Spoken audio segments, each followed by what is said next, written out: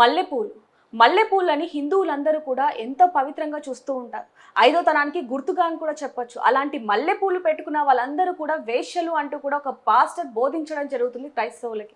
అసలు ఆ వీడియో ఎంత వైరల్గా మారిందంటే హిందువులందరూ కూడా కోపానికి గురవుతున్న పరిస్థితి అని చెప్పొచ్చు. ఆ వీడియోకి సంబంధించి ఇప్పుడు మనతో పాటు మాట్లాడడానికి శివశక్తి కరుణాకర్ అన్న మనతో పాటు ఉన్నారు. అన్నతో మాట్లాడి మరిన్ని వివరాలు తెలుసుకుందాం. నమస్తే అన్న. నమస్తే అన్న, ఆ వీడియో మీరు కూడా చూడొచ్చు. అంటే మల్లెపూలు పెట్టుకున్న వాళ్ళందరూ కూడా వేశ్యలు అంటూ, అంటే బైబుల్ బోధిస్తున్న వ్యక్తి నోట్లో నుంచి అలాంటి పదజాలం రావటం అసలు ఎంతవరకు సమన్వయం అంటారు? బైబిల్ బోధిస్తున్నాడు కాబట్టి అలాగే చెప్తారు. ఒక విధంగా వాడు చెప్పింది కూడా కరెక్టే. ఏ విధంగా అంటారు? ఇప్పుడు ఆ పూలు అమ్ముకునే వ్యక్తికి ఇక్కడ ఎలాంటివి నడవని చెప్పాడు కదా. వాస్తవంగా వీళ్ళు రాత్రి కుడికలను పెడుతూ ఉంటారు.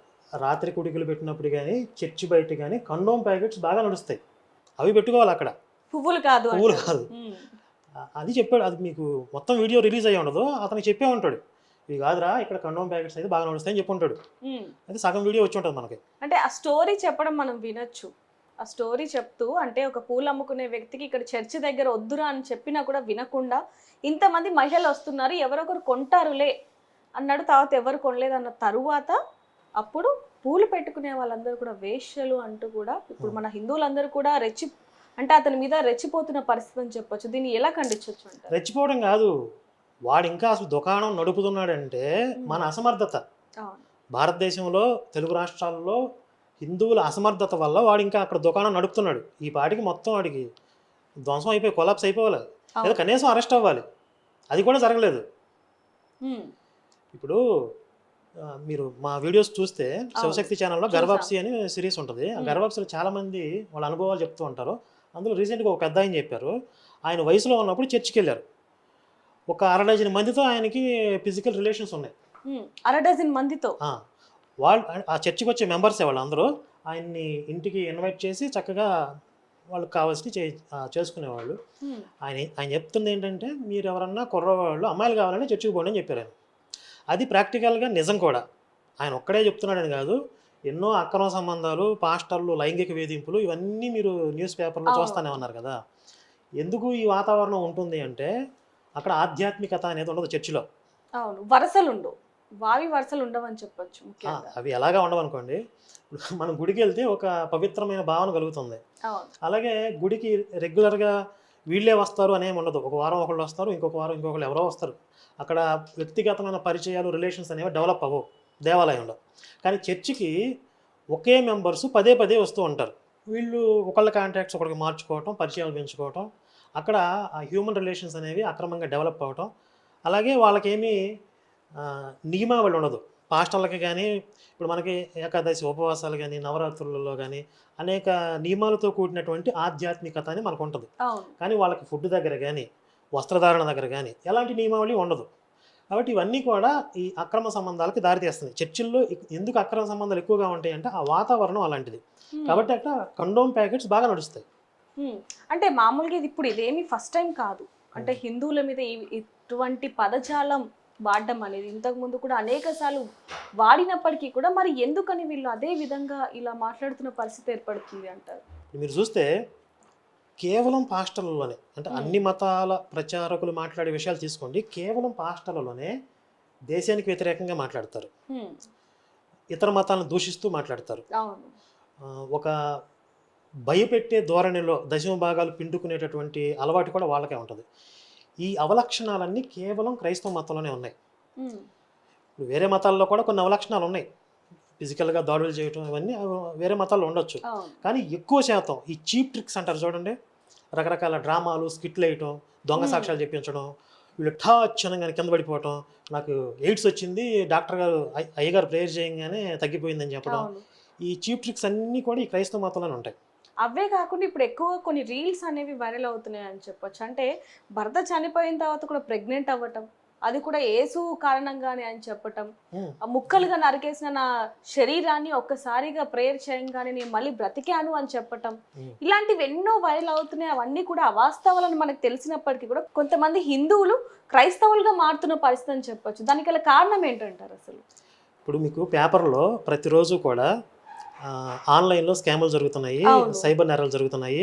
ఎవరన్నా మీకు స్టాక్ మార్కెట్లో ఇన్వెస్ట్మెంట్ గురించి ప్లానింగ్స్ చెప్తాం అంటే వాళ్ళు ట్రాప్లో పడొద్దు ఉమ్, అని పనిగట్టుకుని గవర్నమెంట్ ప్రచారం చేస్తుందా? అవును ఇప్పుడు మనం ఫోన్ చేస్తే కూడా ఫస్ట్ అలర్ట్ అదే వస్తుందా? అవును ఫోన్ కాల్ ది కూడా మరి ఇంత పని చేస్తున్నా కూడా ఆ ట్రాప్లో పడేవాళ్ళు లేరా? ఉన్నారు వీక్ ఆబ్వియస్లీ. మైండెడ్, అంటే దురాశ, మనిషిలో ఉండే దురాశ అనమాట. రాత్రికి రాత్రే ఏదో అద్భుతం జరిగిపోవాలి.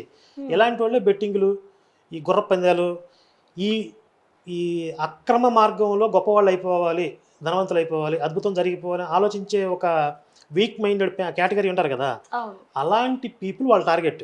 ఉమ్, ఈ సైబర్ నేరాలు వీళ్ళందరూ ఎట్లయితే ట్రాప్ చేస్తారో, ఇదిగో మా దేవుడి దగ్గరకు వస్తే అద్భుతాలు జరుగుతాయని చెప్పి వాళ్ళు వేస్తారు. దానికి కనెక్ట్ అయ్యే వాళ్ళు ఉంటారు, అంటే లో ఐక్యూ లెవెల్స్ ఉన్న వాళ్ళు ఉంటారు. ఉమ్. అందువల్ల ఆ మతం నిలబడింది. అంటే మన హిందువుల్ని ఎందుకు ఇంతగా టార్గెట్ చేస్తున్న పరిస్థితి అంటారు? ఒకటి పేదరికం. అంటే ఇప్పుడు ఈ దేశం ఒకప్పుడు సుసంపన్నమైన దేశం అయినప్పటికీ ఎన్నో దేశాలు అక్రమంగా ఇక్కడ పడి దోచుకుపోయారు. ఇక్కడ ఉన్నటువంటి ఆ పేదరికాన్ని, నిరక్షరాస్యతని, కొంత అజ్ఞానాన్ని ఇవి బేస్ చేసుకుని ఆత్మల రక్షణ పేరుతో వీళ్ళు హిందువులను టార్గెట్ చేశారు. వీళ్ళ ఆత్మల రక్షణ మళ్ళీ ముస్లింల దగ్గర పనిచేయదు, ఉమ్, ఓన్లీ హిందువుల ఇళ్ళకే వస్తారు.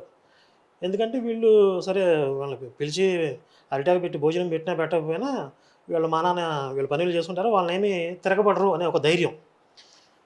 ఇప్పుడు తిరుగుబాటు వస్తుంది, కానీ ఇంకా పూర్తి స్థాయిలో అది రావాలి. అప్పుడే ఇలాంటి వెధవలందరికీ బుద్ధి వస్తుంది.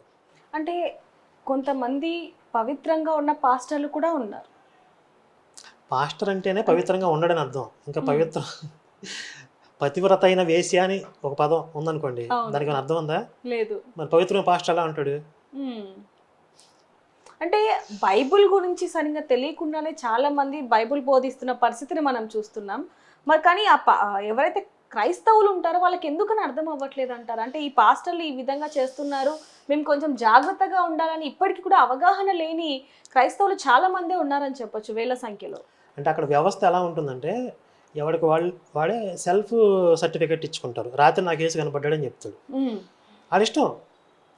వాడికి పొట్టకొస్తే అక్షరం మొక్క ఉండదు, అవును వాడు అసలు బైబిలే చదవడు. బైబిల్ చదివినా అదేమీ పెద్దగా జ్ఞాన మార్గాన్ని, నీతి మార్గాన్ని ఏం బోధించదు అనుకోండి. తీసుకెళ్ళలేదు. అది పక్కన పెడితే వీడికి అసలు ఏమాత్రం నాలెడ్జ్ లేకపోయినా బైబిల్ గురించి, రాత్రి నా కేసు కనపడ్డాడు, నేను వాడుకుంటా అన్నాడు, నన్ను ప్రచారం చేయమన్నాడు అని చెప్తాడు అంతే. ఉమ్, దానికి ఇక ఆధారాలు ఏం అవసరం లేదు. వీడిని ఆధారాలు అడిగితే మరి లక్షల మంది అలాగే చెప్తాను, వాళ్ళందరికీ ఆధారాలు తీసుకురాని అంటాడు. అవును అంటే అక్కడ వ్యవస్థ అలా తయారైంది. అదే మీరు ఒక హిందూ ధర్మ ప్రచారకుని చూడండి, ఎవరికి వాడే వచ్చి రాత్రి నాకు విష్ణువు కనపడ్డాడు, రాత్రి నాకు శివుడు కనపడ్డాడు, నన్ను ప్రచారం చేయమన్నాడు, అట్లా కుదరదు. లేదు. అవును. వాళ్ళు వేద విద్యను అభ్యసించాలి, ఆధ్యాత్మికంగా వాళ్ళు కొంత ఎదగాలి. అంటే ధర్మ ప్రచారకులుగా మారాలి అంటే వాళ్ళు పాండిత్యాన్ని తెచ్చుకోవాలి, పాండిత్యాన్ని సాధించాలి, అధ్యయనం చేయాలి. శ్రమ, ఎంతో కఠోరమైన శ్రమ ఉంటుంది. కానీ ఇక్కడ చాలా ఈజీ అనమాట. అసలు ఎవడో ఏంటో ఇంకా పైగా క్రిమినల్స్. ఇప్పుడు మేము కొంతమంది టెస్ట్ మనీస్ ట్రోల్స్ చేస్తూ ఉంటాం, మా ఛానల్లో కూడా ఉంటాయి టెస్ట్ మనీ ట్రోల్స్ అని. అందులో కొంతమంది ఏం చేస్తున్నారంటే, అప్పుడు దాకా రౌడీ షీటరు, క్రిమినల్గా ఉంటారు, వాళ్ళకి థ్రెట్స్ ఉంటాయి. ఈ థ్రెట్స్ నుంచి తప్పించడం వాళ్ళు పాస్టర్ అయిపోతున్నారు. ఉమ్, నేను ఇంత తిరుగుబోతుని, తాగుబోతుని, రాత్రి నాకు వేసి దర్శనం ఇచ్చాడు, నన్ను సేవ చేయమన్నాడు అని చెప్పి ఎందుకంటే వీడు రౌడీ షీటర్గా ఉండి సంపాదించే దానికంటే పాస్టర్గా ఉండి సంపాదించేది ఎక్కువ, సంపాదించేది ఎక్కువ. పైగా రిస్క్ ఉండదు. ఇప్పుడు అదైతే పోలీసులు తీసుకెళ్ళి వారం వారం సాగొడతారు. ఇప్పుడు ఒక మత అధికారి, మత పెద్ద అనే ముసుగేసుకున్నప్పుడు పోలీసులు కూడా తొందరగా టచ్ చేయరు కదా. అవును. కాబట్టి ఇక్కడ సెక్యూరిటీ వచ్చేస్తుంది, ఇన్కమ్ వస్తుంది, చక్కగా వైట్ కాలర్ క్రిమినల్స్ లాగా బ్రతికేస్తున్నారు. ఉమ్, అందువల్లే ఇలాంటి చిల్లర వేదవాళ్ళు అందరూ. ఇప్పుడు ఇదే సాలెం రాజు గారు హిందుత్వంలో ఉంటే ఎందుకని పనికొస్తాడా? లేదు. అనాకానికి పనికిరాడు. అవును. ఆడు మొన్న ఒక శ్లోకం చెప్పాడు, అస్య శ్రీ వీరబ్రహ్మేంద్రస్య బ్రహ్మానందం అని చెప్పాడు. ఉమ్, అదొక అవును, మంత్రం అంట, అవును. ద్వాదశాక్షరి మంత్రం అని చెప్పాడు. ఉమ్, మీకు ప్లే చేస్తానండి నా అస్య శ్రీ వీరబ్రహ్మేంద్ర స్తోత్రస్య మహామంత్రస్య సిద్ధి యోగి శక్తి చంద్ర పరాంయోగి స్వరూపిణి ఓం దేవత దీం తిలకం యమధర్మార్థ కామ మోక్ష పరపురుషార్థ చతురార్థ లభంతుది. అస్య శ్రీ వీరబ్రహ్మేంద్ర. ఇందులో భీమ్ తిలకం అన్నాడు, ఉమ్, ఎక్కడ అన్నారా మంత్రాల్లో? లేదు. యమధర్మార్థ అంట, చతుర్విధ పరపురుషార్థ అని అంటున్నాడు.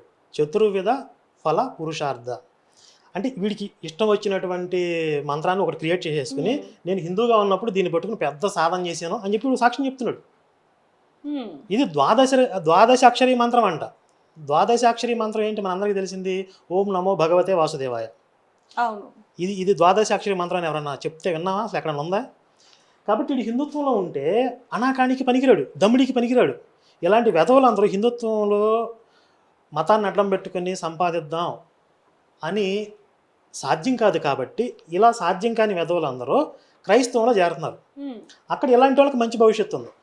అంటే ఇప్పుడు మీరు అన్నట్టు ఇలాంటి సాక్ష్యాలు చాలా వరకు మనం చూసాం, వేల సంఖ్యలో వస్తూనే ఉన్నాయి ఇలాంటి వీడియోలు కావచ్చు, లేకపోతే పాస్టర్లు మాట్లాడుతున్న పదజాలు, ఇష్టరహితంగా మాట్లాడుతున్న పరిస్థితి, ఉన్నత స్థానం అంటే ఒక పాస్టర్ని వాళ్ళు పవిత్రంగా చూసుకుంటున్నప్పటికీ కూడా ఇలాంటివి వస్తున్నప్పటికీ మరి ఎందుకని ప్రజలు వాళ్ళని ఎంకరేజ్ చేస్తున్నారంటారు? అదే చెప్తున్నా, అక్కడ లో ఐక్యూ లెవెల్స్ ఉన్నటువంటి పీపుల్ ఉన్నారు, వాళ్ళకు కూడా అదే స్థాయి, అంతకు మించి ఏమి ఉండదు. వాళ్ళు పైగా వాళ్ళు ప్రశ్నిస్తే మీరు దైవజనుడినే ప్రశ్నిస్తారా, మీ మీద శాపం వచ్చింది అంటాడు.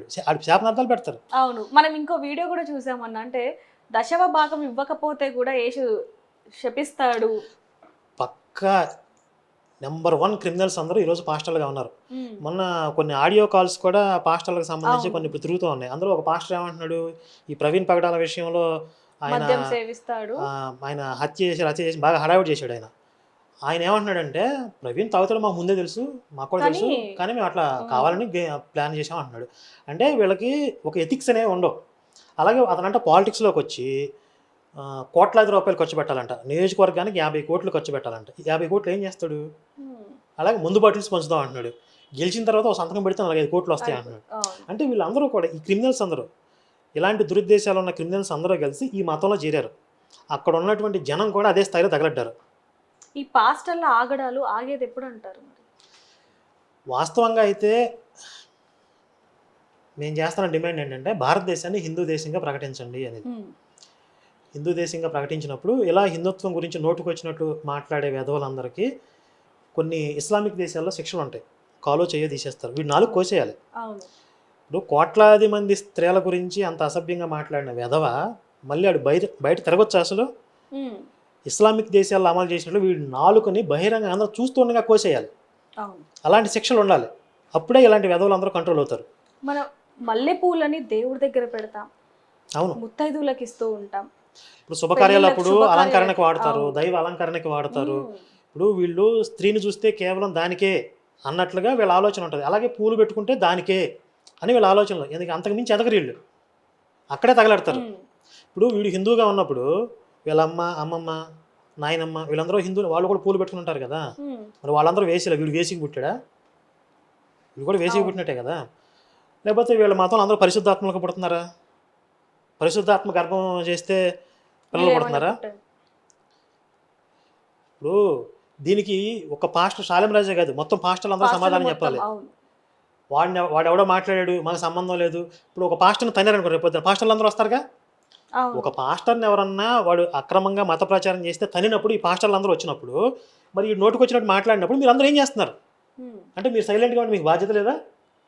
మీరు సైలెంట్గా మౌనం అర్ధాంగీకారం అంటారు. మిగిలిన పాస్టర్లు అందరూ కూడా సైలెంట్గా ఉన్నారంటే వాడు మాట్లాడిన దానికి వీళ్ళు కూడా యాక్సెప్ట్ చేస్తున్నట్లే. కాబట్టి రేపొద్దున ఏ పాస్టర్ రోడ్డు మీదకి వచ్చినా, ఏ పాస్టర్ మత ప్రచారానికి వచ్చినా వాళ్ళందరికీ బుద్ధి చెప్పాల్సిందే. లేదంటే మీరు శాలెం రాజు గారిని చొక్కా పట్టుకుని రాకురండి, బయటకు వచ్చి క్షమాపణ చెప్పించండి, మీరు బాధ్యత తీసుకోవాలి. లేదంటే పాస్టర్లు అందరికీ ఇది వర్తిస్తుంది. ఇది హెచ్చరిక. దీనికి సంబంధించి ఒక్కరు ఇలాంటి మాట మాట్లాడినా అందరికీ వర్తిస్తుంది. కాబట్టి వీళ్ళందరూ కూడా నోరు విప్పి సమాధానం చెప్పడమో, లేకపోతే అతని మీద ఏమైనా యాక్షన్ తీసుకుంటే గానీ ఏమి చేయలేని పరిస్థితి అని చెప్పొచ్చు అన్న. చివరి రీసెంట్గా ఇప్పుడు అమరావతి ఇష్యూలో కూడా అక్కడ వేసీల రాజధాని చెప్పి మాట్లాడినందుకు పెద్ద రగడ అయ్యింది, కేసు కూడా పెట్టి అరెస్ట్ చేశారు. మరి వీడిని ఎందుకు వదిలేస్తున్నారు? ఇప్పుడు చాలా చోట్ల స్వచ్ఛందంగా కంప్లైంట్స్ ఇస్తున్నారు ప్రజలు. మరి ఆ కంప్లైంట్స్ బేస్ చేసుకుని వీడిని ఎందుకు అరెస్ట్ చేయట్లేదు? పొలిటికల్గా కూడా మేము ప్రభుత్వాన్ని డిమాండ్ చేస్తుంది ఏంటంటే, ఇలాంటి వెధవకి మీరు బుద్ధి చెప్పకుండా వదిలేస్తే కనుక వీళ్ళకి అచ్చోసిన ఆంబోతుల్లాగా మీరు లైసెన్స్ ఇచ్చినట్లే. రేపొద్దున ఇంకొంతమంది గాలి వేధవులు వచ్చి శాలెం రాజు కూడా ఎంత దారుణంగా మాట్లాడినా కానీ ఏం జరగలేదు, కాబట్టి మేము కూడా మాట్లాడతాం, ఇంకొంతమంది వెధవులు తయారయ్యే అవకాశం ఉంది.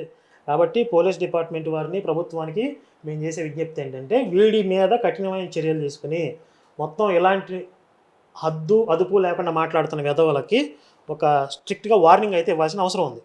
నిజంగానే మీరు అన్నట్టుగా ఇలాంటి వాళ్ళకి గనక ప్రభుత్వం ముందుకు రాకపోతే, అంటే శిక్షించకపోతే, ఇలాంటి వాళ్ళని చూసుకొని మరికొంతమంది పుట్టగొడుగుల్లాగా బయటికి వచ్చే పరిస్థితి ఉంటుంది ఖచ్చితంగా. వాడికి రోజు అదే పని. వాడు బైబిల్లో చెప్పడానికి ఇప్పుడు ఒక నీతి ధర్మం అనేది ఏం తగలలేవు అందులో. ఎంతసేపు కూడా వీళ్ళకి బ్రెయిన్ వాష్ చేయడం, వీళ్ళని రెచ్చగొట్టడం, హిందువుల మీద రెచ్చగొట్టడం, హిందుత్వం మీద ద్వేషాన్ని నాటడం, ఆ విషబీజాలు నాటడం, ఇదే వీళ్ళ పని. ఇవన్నీ కూడా ఒక తీవ్రవాద ట్రైనింగ్ క్యాంపుల్లాగా తయారైన చర్చలన్నింటినీ కూడా ఈ చర్చలన్నింటినీ కూడా మానిటరింగ్ చేయాలి, ప్రభుత్వం మానిటరింగ్ చేసి అసలు వీళ్ళు ఏం నూరిపోస్తున్నారు, వీళ్ళకి ఏం మాట్లాడుతున్నారో కూడా ప్రభుత్వ అజమాయిషీలో ఉండాలి.